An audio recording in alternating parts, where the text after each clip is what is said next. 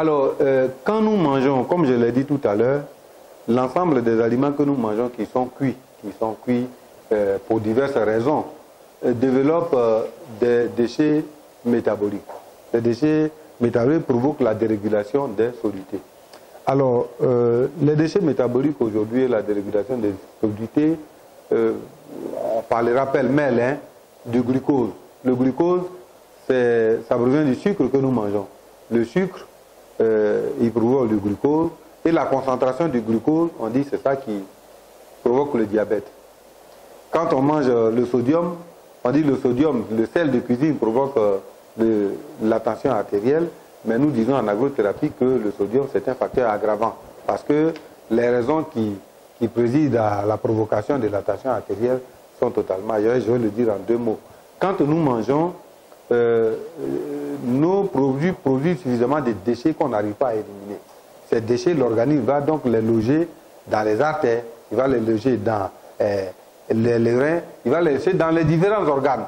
Et à partir du moment où ces déchets sont logés dans les organes, l'organisme va connaître ce qu'on appelle un recul fonctionnel. Donc il va déclencher par moment ce qu'on appelle une autotomie fonctionnelle. Donc à des moments donnés, il va faire ralentir le fonctionnement de certains organes. Et c'est ça, aujourd'hui on se rend bien compte que quand on va à l'hôpital, le contrôle, quand on regarde la glycémie, c'est-à-dire la concentration du sucre dans le sang. Mais c'est le sucre que nous mangeons tous les jours. On regardera la concentration du sel dans le sang. C'est le sel que nous mangeons tous les jours. Pour le sel, on parlera de tension artérielle. Pour le glucose, on parlera de diabète. On regardera la concentration du cholestérol, c'est-à-dire l'huile dans le sang. Pour l'huile, on dira cholestérol généralement, mais en réalité, ce dysfonctionnement s'appelle la dyslipidémie.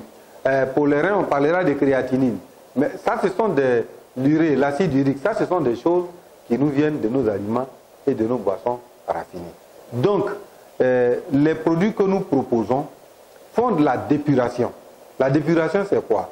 La dépuration, c'est le nettoyage systématique de l'organisme. Donc, on va rendre le sang propre et on va rendre les organes propres. En rendant les organes propres, ils vont donc fonctionner correctement et l'organisme va optimiser la synthétisation, c'est-à-dire il va améliorer la synthétisation des substances nutritives. Parce que dans tous les cas, dans les aliments que nous proposons, il y a des substances dites thermolabiles, c'est-à-dire des substances qui vont aider à une très bonne digestion. Donc, on va faire la dépuration, nettoyage systématique des organes et du sang, de l'ensemble de l'organisme de façon générale.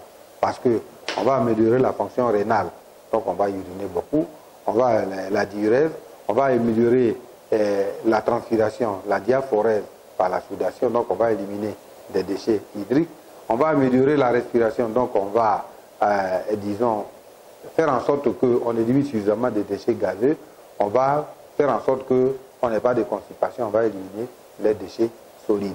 Donc, c'est ça qu'on appelle la dépuration, l'élimination des déchets qui, il faut le dire, en s'accumulant, provoquent des maladies qu'on connaît aujourd'hui, les maladies de la civilisation. Alors, quand les cellules sont suffisamment nettoyées, les organes sont suffisamment nettoyés, ils vont bien se nourrir, puisque la nourriture que nous avons mangée, on va bien la digérer. Donc, c'est ce qu'on appelle la régénération, c'est-à-dire qu'on va donc faire en sorte que les cellules revivent correctement. Il faut dire que la cellule est le plus petit organe existant, la cellule se nourrit et la cellule se nettoie et elle produit des déchets à son propre niveau. Et l'ensemble des 100 milliards supposés de cellules qui sont dans l'organisme, chacune à son niveau fait son travail et c'est donc la mise en connexion de tous ces travaux-là qui vont équilibrer l'organisme. Donc on va régénérer en nourrissant correctement les cellules. On va redynamiser.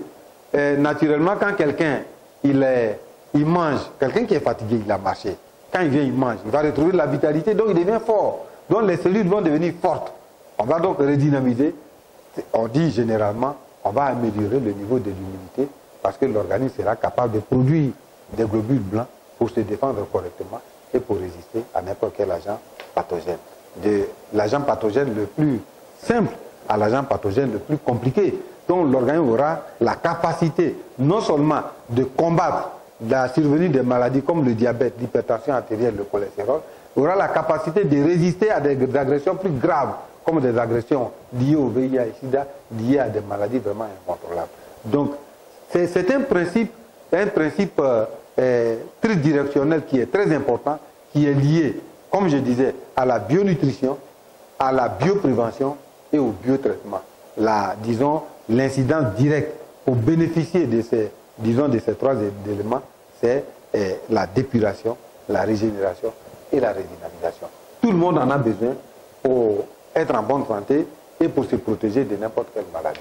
C'est fondamentalement important et c'est ça, les aliments et les boissons naturelles doivent permettre de faire. Malheureusement, nos aliments et boissons sont dénaturés, donc on arrive à bloquer l'organisme dans son fonctionnement et à faire le lit de toutes les maladies. Les aliments tribiologiques viennent pour faire en sorte que l'organisme fonctionne correctement, se protège et surtout affranchisse de n'importe quelle maladie. Les produits du Dr Gabriel sont-ils des produits?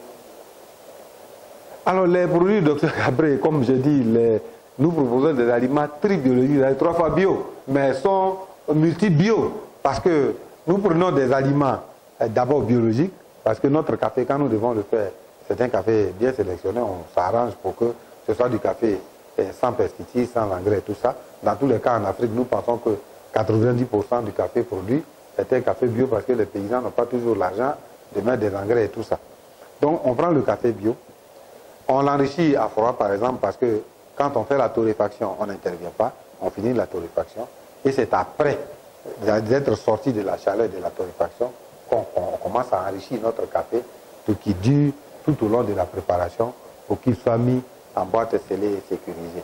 Nos produits sont très hautement biologiques.